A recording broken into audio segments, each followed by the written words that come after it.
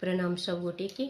आइ बहुत दुखद समाचार भवानीपुर धाम में महादेव के मंदिर में चोर आइ महादेव के चतुर्थी के दिन सब लोह बीछ के आभूषण लऽ कऽ चलि गेलै। ई सब कलयुग के दानव सब छी जे देवता के परास्त करऽ पर लागि गेल अछि।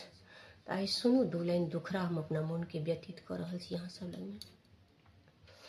सबटा चोरी भेलैया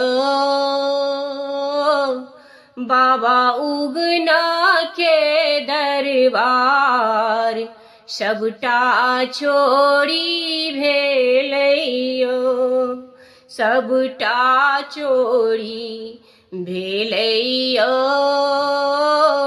बाबा उगना के दरबार, सबटा चोरी भेलैया।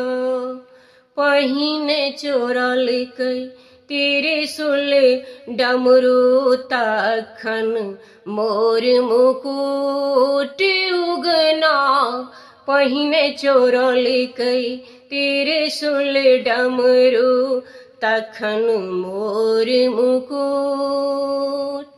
गौरी दाई के कंगना चोरलकनि, गौरी दाई के कंगना चोरलकनि, पायल के नूपुर, सबटा चोरी भेलैया, सबटा चोरी भेलैया